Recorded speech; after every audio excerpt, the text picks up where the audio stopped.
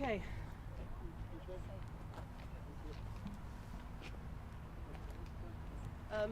Right, okay. Well, welcome.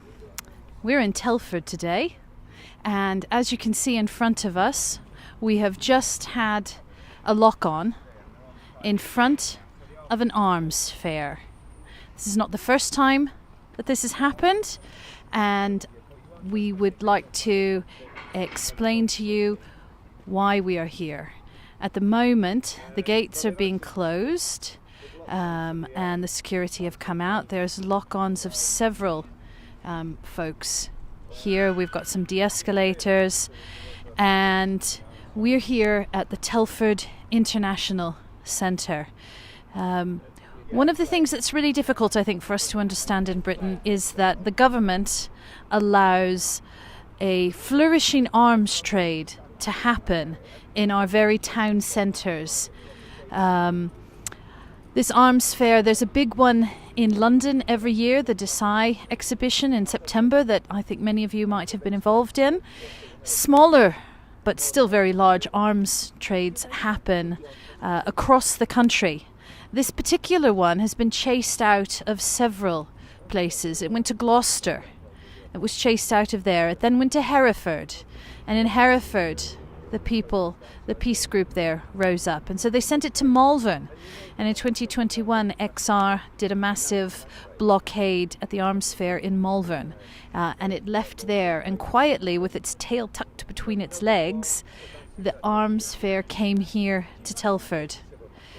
Now, these arms fairs are trading some of the most dangerous equipment, anti-personnel equipment that exists in the world. And this all happens with the consent and agreement of our government. Our government actually says it's good for business. But this business of war is indeed a very nasty business, and it links to the work that we do in Extinction Rebellion, because we are here in defense of all life. And not only does war create such destruction amongst humanity, but it is also a disaster for the planet. At least 20% of global emissions are due to the military. It's estimated that the world spends 3 to 4 times more on fighting wars than it does on preparing us to decarbonize and to meet the climate and ecological emergency. So the business of war is very relevant to those of us in Extinction Rebellion. And so as we work out how the blockade is going to stand up today, I'd like to come over and talk to some of the people who are literally putting their bodies on the line for this. And I'm wondering if we could speak to you about what has led you to stand here chained in front of this arms fair. Could you tell us what's in your heart today? First of all, I'd like everybody to see the placard I'm wearing, which is The Shadow World. It's a book by Andrew Feinstein.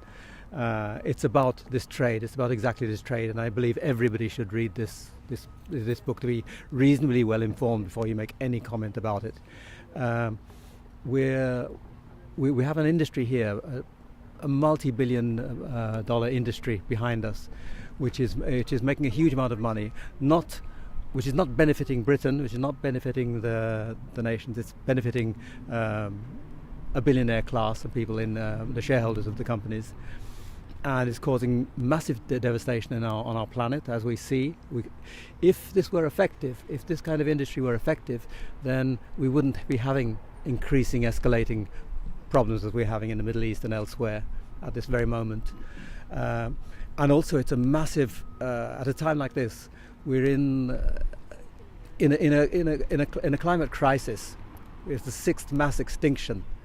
It's a critical time for our species. It's an existential threat, and we are being distracted by these people here who are making money for themselves while they ought to be investing in renewables and all the technologies which they're developing here could be used for peaceful purposes. And the distraction from peaceful purposes is criminal. That we're investing in war and we're not investing in peace.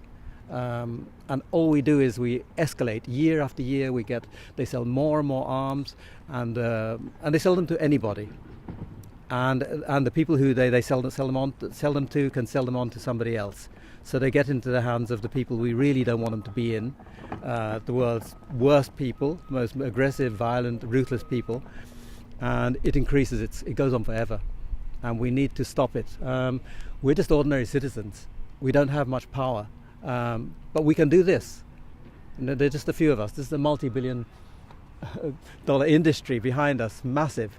It's global. It's like it's a parasite on all of us, and we really need this to be moving towards a just transition, a green transition, something which is tackling our real issue, which is the climate and ecological crisis which faces us all, which will kill our children, will kill our grandchildren. This is bigger, and there won't be any weaponry which will be able to defend our children and our grandchildren. Thank you for sharing that. One of the things that really stood out to me was the fact that we're selling from Britain arms to Saudi Arabia, which is a country that, for example, is waging war on Yemen. And I wonder how you feel about, the kind of blood money that we basically have in the UK from these exports. It's a total catastrophe. That the UK arms and cyber surveillance equipment and drones are being developed and sold in a place like this behind us, SDSC-UK, and those are being used to create terror for the entire Yemeni population. 100,000 people have died, and a vast number, more than that now, 250,000 people face starvation because of lack of food, lack of medical care. And so no money is being expended at all for the Yemeni people except in war against them. A little bit of money goes for development work, and we collect it as charities, and it shouldn't be a charity. Absolutely, and I think Yemen for me feels like a place where we really see the climate and ecological crisis intersect with wars, because wars are fought in areas that are most affected. And I don't know if our watchers at home are aware of this, but a massive storm hit Yemen just a few days ago, and it dropped 5 years worth of rain in 24 hours. Yeah.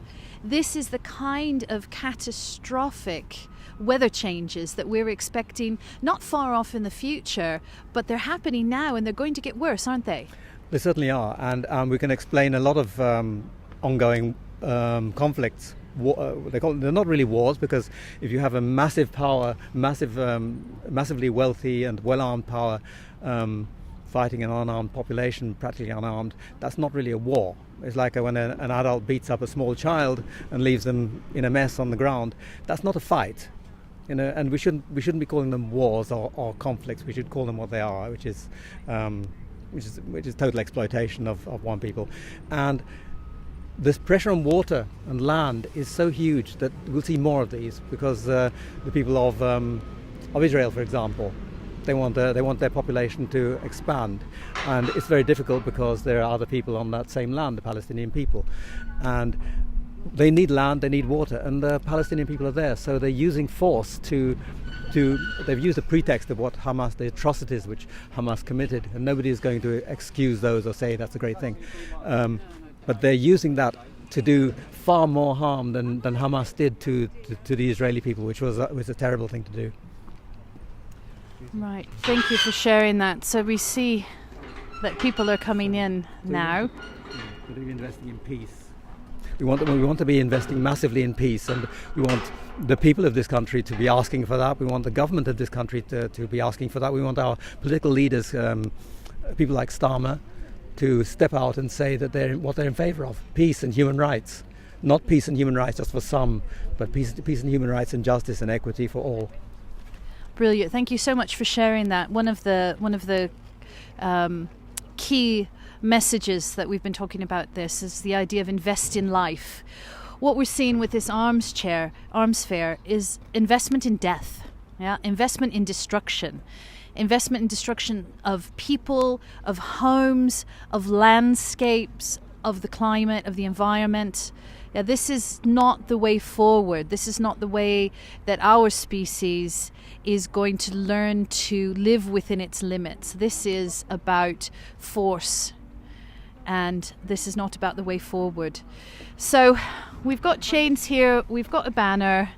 It's quite interesting because we're early right now. We're before the delegates have arrived, and a question is how they're going to manage with the folks that we've got here who are literally with chains putting their bodies on the line for this. So let's hear a little bit more from the other people who have taken this very brave step today. Yeah, I've got several points. So I'm here firstly for the world and for our future generations, and we have to do everything we can to make things so it's a worthwhile world to live in. That's the first thing. Secondly, I'm here as support. I'm not locked on. I'm here to support the people who are prepared to put themselves up front and hazard their own freedom because this cause is so important. The third thing is my personal thing. It's a little bit about my poor old mum who died long ago, but she protested in the campaign against the arms trade 40 years ago. So it's a little bit a memory for her. That's a personal thing for me. And finally, I have in mind the point that even back in about 1978, Lucas Aerospace shop stewards published a document how they called swords into ploughshares, how they should use the resources of the big company to make useful things for humanity, not weapons that just make things worse. Thank you for sharing that, and I just want to take a moment to remember your mum. I'm sure she'd be really proud of you. It's lovely. Thank you very much. Would you like to be on camera at all and tell us? That's why I'm here. Yeah, tell us why you're here, how you're feeling right now. Well, at the moment, I'm feeling okay. We've just started, so it means that we're really, we don't know what the journey is from here, but just to be here and to be able to, things are kind of shutting down, and so you can see the effectiveness of something like this. It really means that people need to rethink, and that's what needs to happen, is that we need to rethink. And I think this thing about creativity and inventiveness, we need it put into people, into people's lives, and not into systems that destroy them. And it's wider than just peace itself. It's about the way that the whole ecology works, and the way that we fit into it. We don't understand the destructiveness that we have in our lives. We have in ourselves the ability to change, but we need to think about it really carefully and how we're going about things. My father was a conscientious objector, so he was in Durham in the mines, and actually that whole process of being vilified by society, but actually he was really well accepted in Durham for what he was doing, and it felt as if people understood that, you know, we need to think about what we're doing, not to join in the activity, not to support it. We are peaceful people, essentially. Let's find that peace. Imagine if we took all the energy that went into creating these weapons of destruction. Imagine if we took all the time, all the money, all the engineers, all the developers, and we said, let's address the climate and ecological emergency. Yeah. Let's decide how together we can change the way we live, and change our relationship with nature, and go forward in a different way. Imagine if we harnessed that creativity. That would be brilliant, wouldn't it? And for the individuals that are invested in the whole industry, who benefit from it, you know, they live good lives themselves. Can that not be transformed in some other way through their own creativity into something that is good for society, and not just for themselves, their families, their cliques? Thank you very much. I often wonder when I look around Telford, which is just a normal town like any other in the Midlands, lovely Telford. I wonder what the people here really think about an arms fair coming to their town, because of course these aren't advertised either. You know, if you go to the Telford International Centre website, you'll see lots of interesting upcoming activities. You will not see the arms fair on there. They don't want you to know. And in every town that they've been at in the Midlands, as we mentioned before, once the population finds out what's going on in their town, they chase them out. And so we've chased them from Gloucester. We've chased them from Hereford. We've chased them from Malvern. They've come up north to Telford, and I think people are here to say once again, no to this. So I'm going to go around and talk to a few more people. Thank you very much for your contributions. So I noticed that you've lowered your banner for somebody there who came through, yeah? And I think that's something, I wish we'd kind of caught it on camera, but we were just talking, there was a woman coming in and she was disabled. And you all lowered your banner, didn't you? Yeah. We hear a lot of stories about how XR, you know, blocks things and causes trouble. But actually everybody here is so full of care and love. And I feel really honoured to stand with you. Do you feel like speaking on camera about that? Here we have again.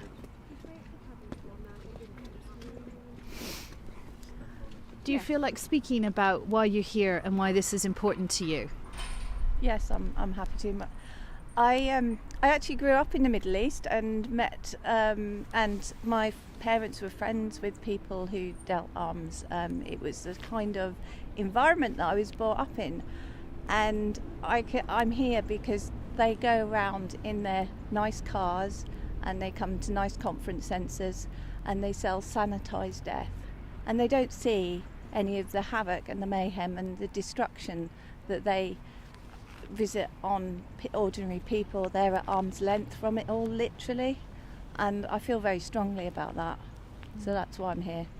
It would be interesting to know the people who were walking into this conference, how they justify what they're doing to themselves, how they make it okay in their own minds to be involved in the arms fair. Yes, it would, wouldn't it? Because we're all human and we all care about our own families, but our families don't end where our genes end. We've got a big family and it's called the human race. So, thank you for sharing that. Thank you for being here. Do you feel like talking to us a bit on camera? Yes. Yeah? Yes, okay. You're standing there, you've got a chain wrapped around your waist, standing here in a cold, wet, windy day. How are you doing? Well, I didn't expect to be here. I've done quite a few bits for Extinction Rebellion, but this is the first time I've put myself in quite this kind of position. Wow, that's really brave. Thank you for that. Yeah, I walked about 60 miles on the pilgrimage to the DSEI. Have I got the initials right? Yeah, DSEI they often call it, but the DSEI in London. And along the way there was a lot of time for reflection. We had walking in silence. That's the big arms fair that they have in right. London, isn't it? Yes, just so everyone knows. So yes, you had time for reflection on that walk. And there was sort of time for prayer and poems and things along the way. And walking with a purpose sort of deepens what's inside. So I know that the military, create an enormous amount of carbon, and it's not counted in the national figures.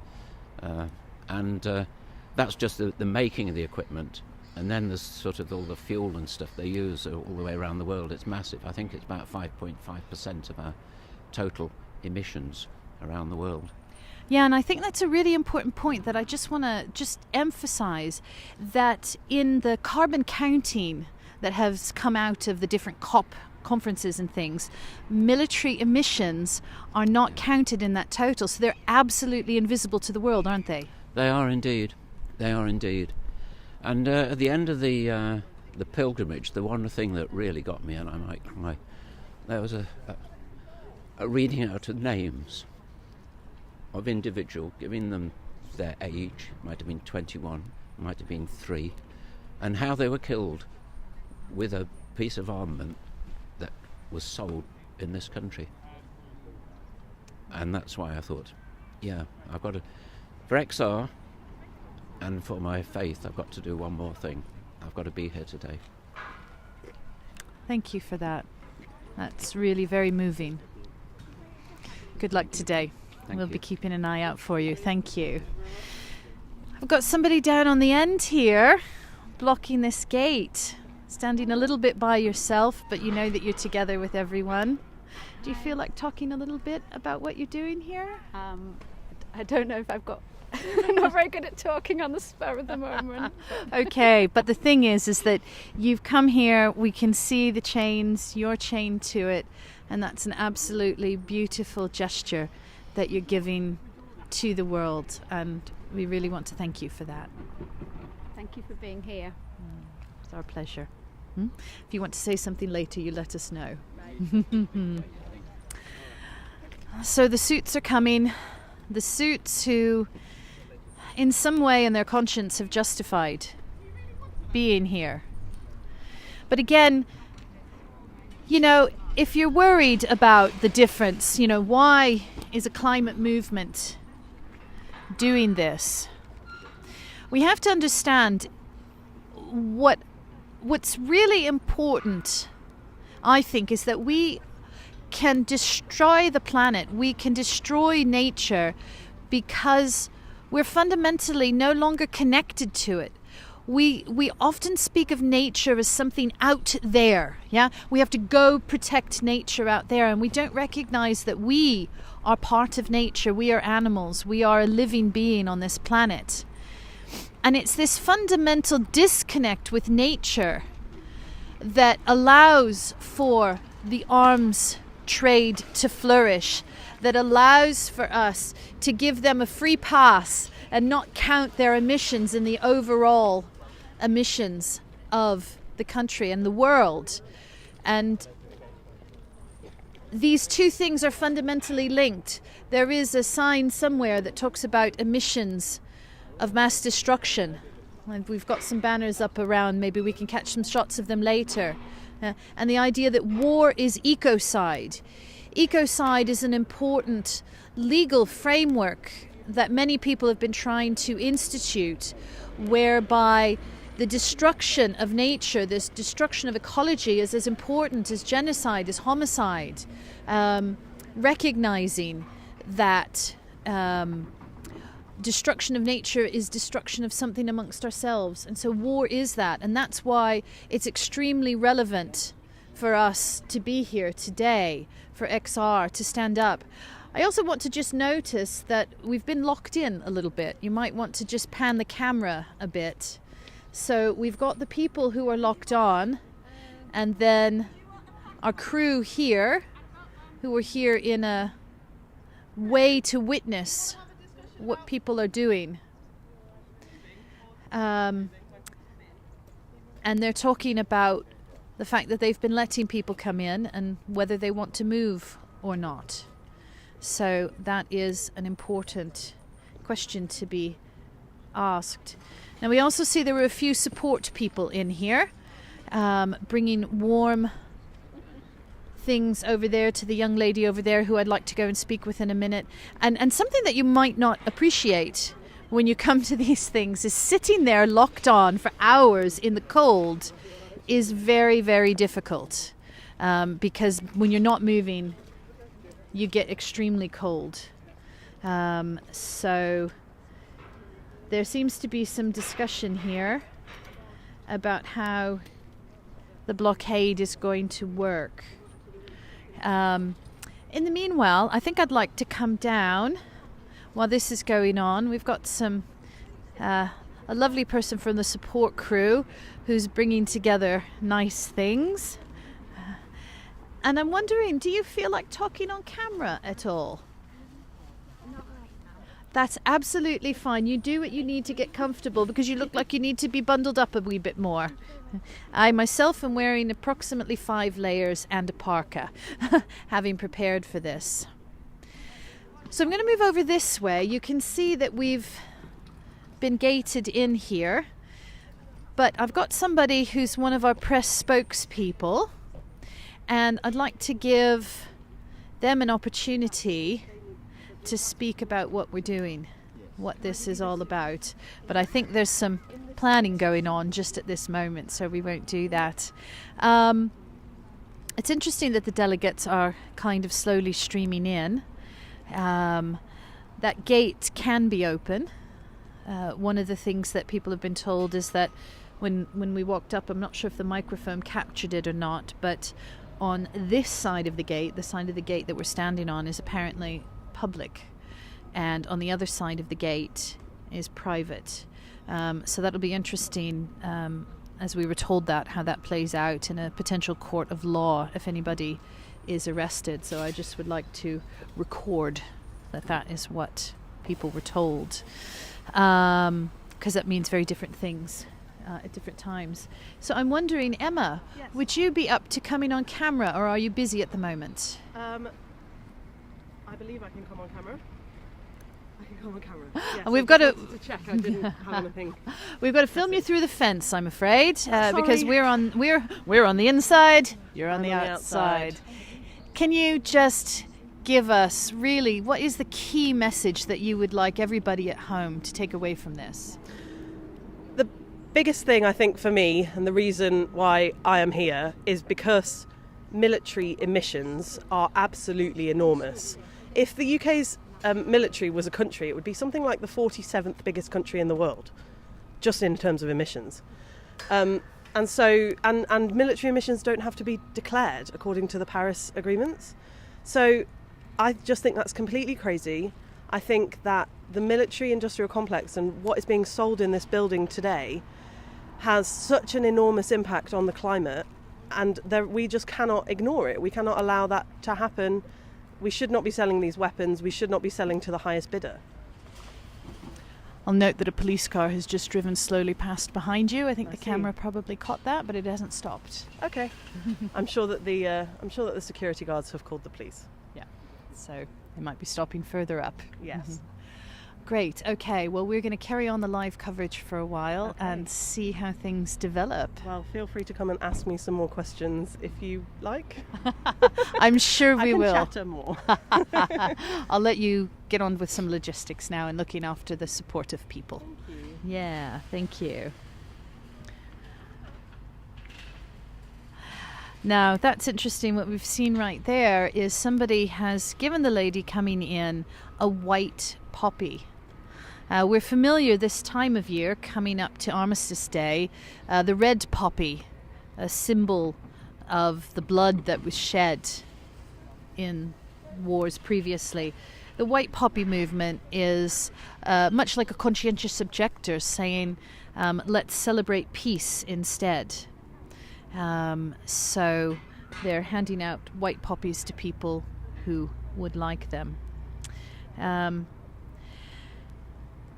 So it's kind of a wait and see game here at the moment. I don't know whether this group is going to continue to let people come in, or if at some point the decision is going to be made to block what's happening. There certainly have been a steady stream of people underfoot. Can we see your white poppies for a moment? We were just talking about the white poppy. Can you show one for the camera here? Would you like to explain in your words what the white poppy is for? It's peace rather than war, which is always good. And I'm very happy to say that several of the people going in have actually taken them and thanked me. So that's going to be an interesting look in an arms fair wearing a peace poppy. Lovely, thank you for sharing that. Yeah. So I don't know if you can get some of the banners over there. We're kind of on the wrong side here. Does anybody want to read out what some of the banners say? Yeah. This one says, in children's clothing, toddlers' clothing, I want to grow up, not blow up. Then there's blood on your hands. Blood on your hands. There's one that says emissions of mass destruction. Emissions of mass destruction, yep. And so this is what people have to see when they come in.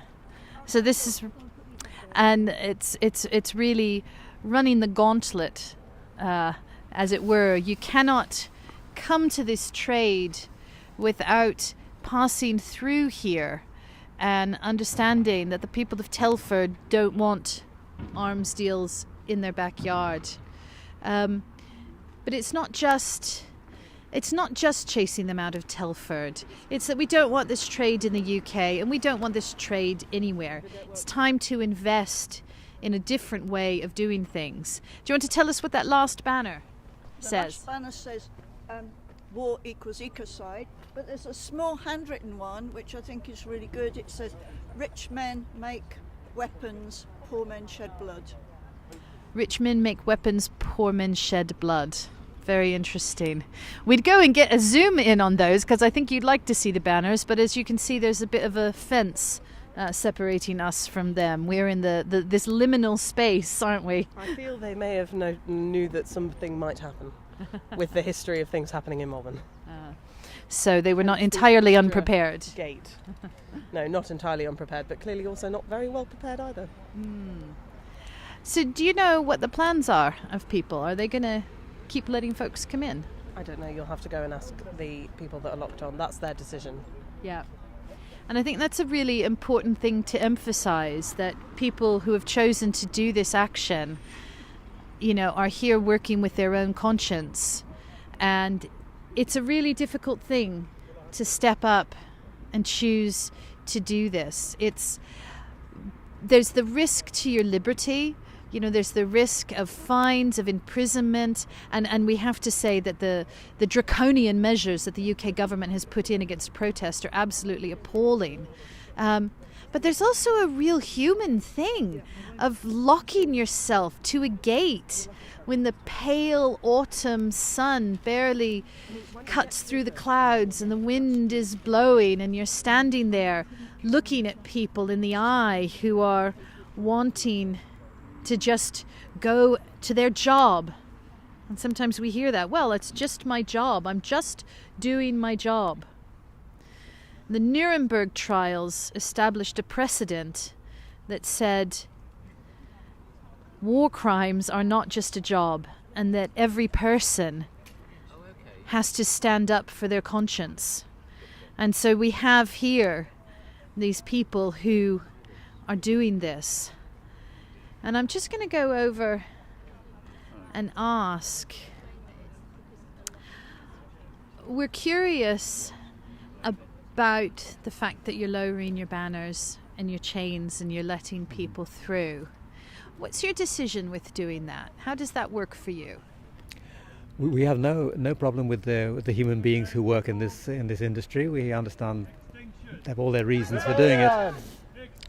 But we want to treat people with respect, and we would like them to treat everybody else with respect. We don't know them at all, but we make way for them, and we would ask them in their work. They're engaged in developing technologies and systems which can devastate the lives of millions, tens of millions, hundreds of millions of human beings, and we ask them to reconnect with this human part of themselves, where they're concerned for people they'll never know.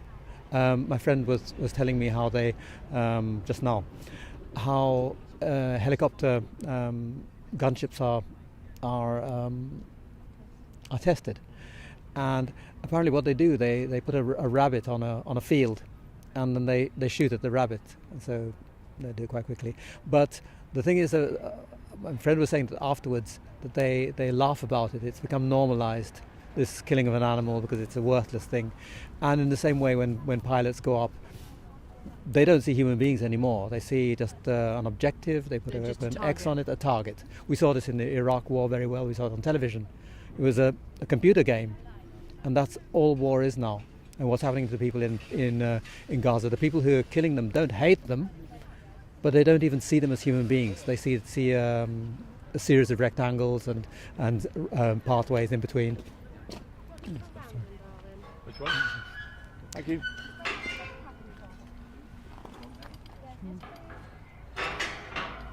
So what do you feel? What do you imagine they might be feeling as they see you standing here? See your chains, but see you lower them for them. I think the first thought because they are in this particular mindset would be to find how ridiculous it all is. What's the point? We're doing a job, and it's a good job, and they've got nothing better to do than to do this. And we would challenge that. We'd say that we really care about human beings, and that And really, we'd ask them to do the same. We'd ask them to reflect, when they look at this live feed, and as I'm sure some of them will, to reflect on what they're doing, to read up about it. And read this book by Andrew Feinstein, The Shadow World. It gives a lot about the kind of people that they work for.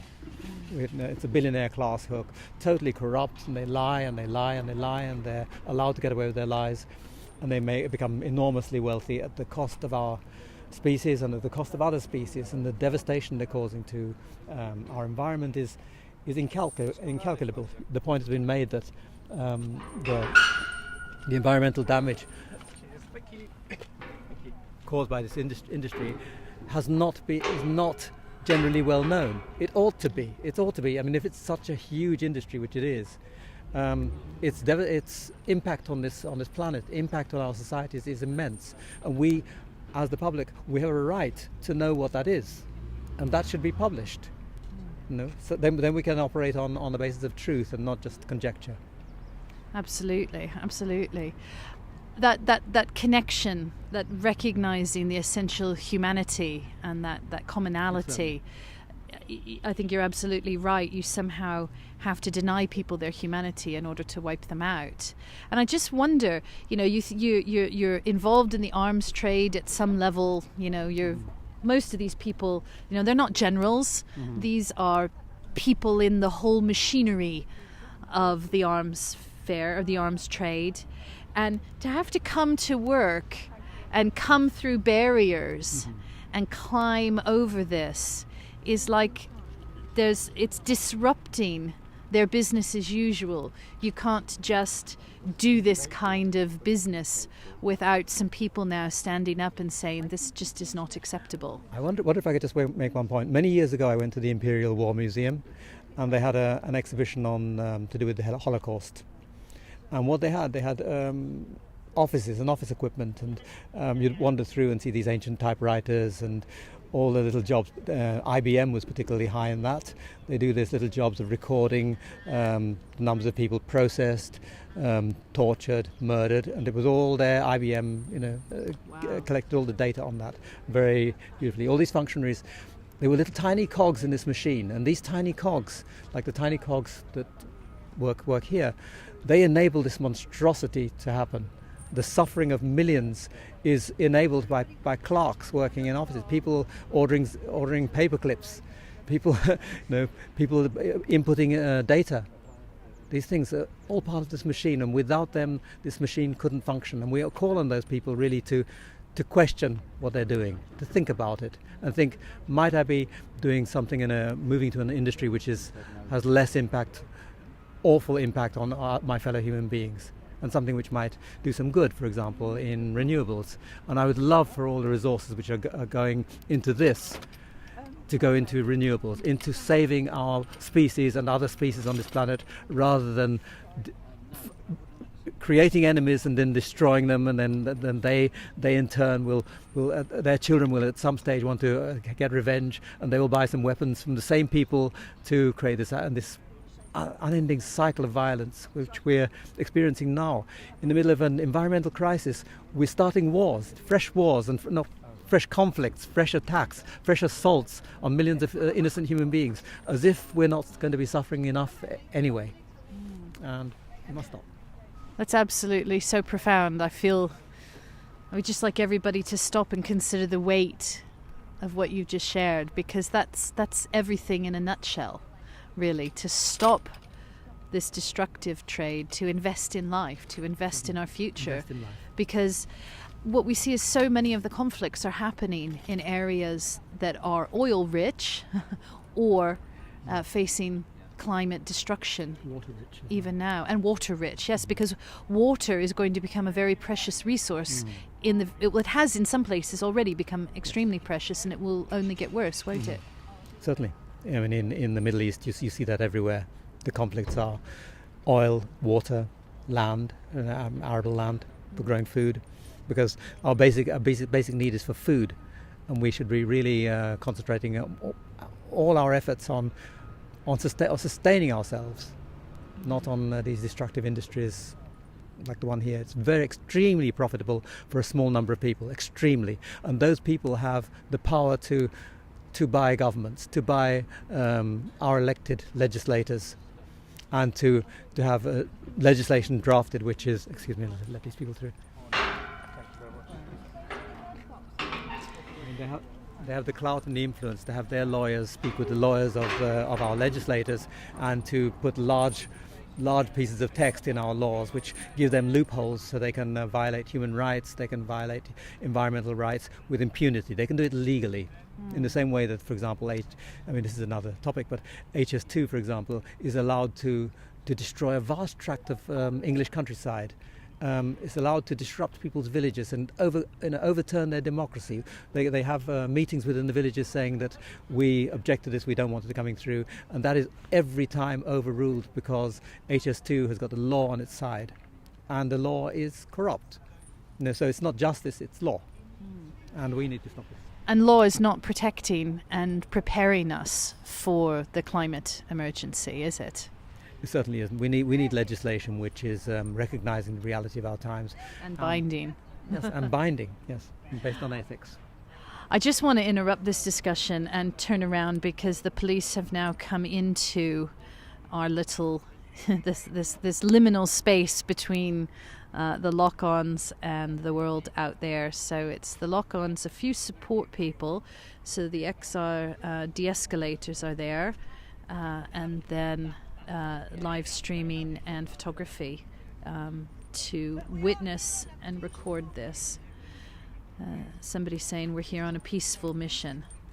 Some very well kitted out police officers indeed. Meeting for worship.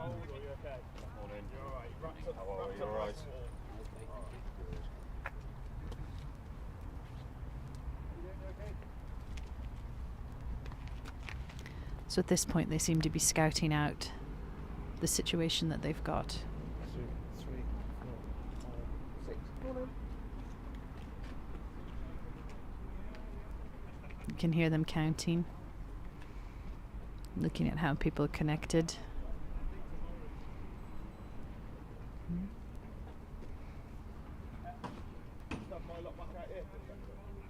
So I said I would tell you that they suggest that the keys are found and that you move outside those gates.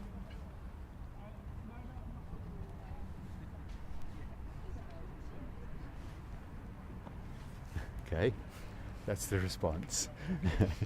So I'll say that to the others. So the police have suggested that the keys are found and that you move outside those outer gates. Well, that's nice of them to make that suggestion.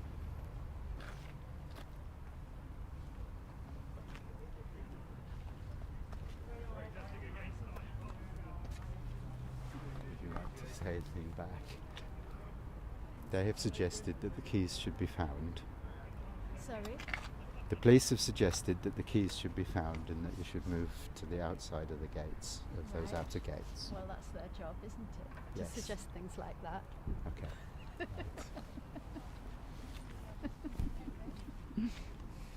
minutes then. Okay, so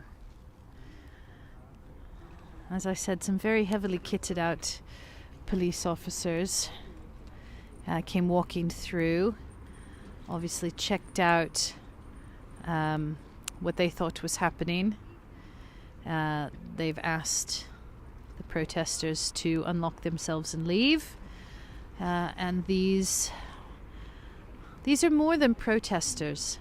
This is what we call non-violent direct action or civil resistance. These are people who are taking it into their hands to stop this from happening, who are saying that I am not disempowered because I am one person. We so often hear that. What can I do? I am only one person. But when we gather together, when we come together, we can make a difference. I wonder if you could show the cars over there. I'm noticing that not only are we at the main gate, but clearly people have anticipated being able to park in the big car park behind us. There are other car parks around, but they are coming and finding that their way is blocked. Again, from these individuals with great courage who decided to stand up, who decided to take risks in order to disrupt, as we talked about, disrupting our way of thinking, because there's disruption of traffic, there's disruption at various different levels, but disrupting business as usual is at the heart of this, that we cannot carry on this way. And we keep carrying on, we keep emitting, we keep the government keeps making targets that it absolutely doesn't meet. It makes promises that it in no way can deliver. And we just, in some ways, seem to be marching merrily along, pretending that the climate and ecological crisis is something far off in the future that we're not going to have to face, and that hopefully our children and grandchildren will come up with a way to deal with it. So we push it off. But this is disrupting business as usual. So we're going to hear what's going on over here.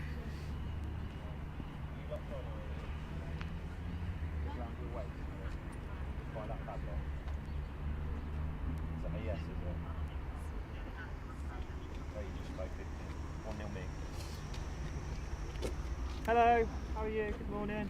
You alright? How you doing? Yeah. Not too bad. Are you locked on, are We're you? just having a meeting for worship here at the moment. Just to think about the situation. That's perfectly fine. So, I see that chain's locked around your waist, yeah? Yes, it is. Okay. Is it loose enough that it'll come off? No. Okay. Right. Do you have the key for the lock? No, I don't. Are you willing to take it off at all? Not at the moment. Okay. Do you have any medical conditions or anything else that I need to be aware of, just for your well-being whilst you are locked onto this gate? No, I don't. Perfect, thank you. My colleague's spoken to you, mate. Mate, you can talk to me, okay? I'm not trying to be rude to you, so please just let's just have a civil conversation. Okay. You locked on at the moment, are you, pal? You can see I'm chained. Is the chain? Is it round your waist? Is it? It is, yeah. Ah, there we go. Okay. I see the keys in the padlock there. Is it? Yeah, it is indeed, mate. Okay. Are you willing to unlock the padlock?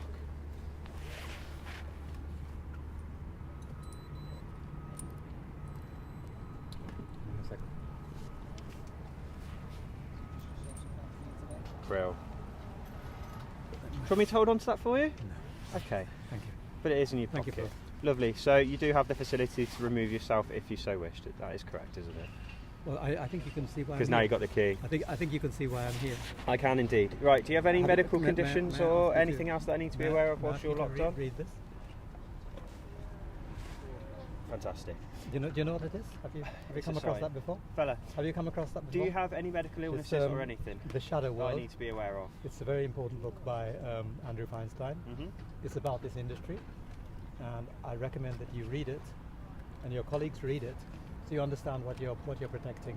I tell you what, if it comes up on my Kindle, I'll give it a look. But at the moment, and order it you're not removing. from hive.co.uk rather than Amazon, because we don't need to be giving Amazon any more business. I already pay Prime, mate. They get loads of my money, so they might as well have a bit. Amazon crime, as we call it. I've spoken to all of them, have we? All right.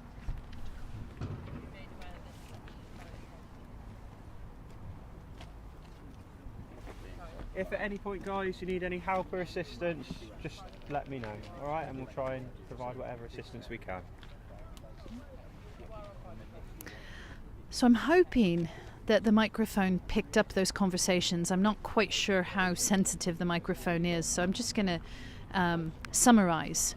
In case you didn't hear it, the police officers have gone around individually to each of the people to ask if and how they're locked on, and would they like to remove them, which they haven't, and they've checked for medical conditions while they're locked on, if there's anything they need to be aware of. There is also a police officer very carefully filming everybody with a quite high-tech looking camera over there. I suspect it's probably some sort of facial recognition that our brilliant arms industry have come up with at some point.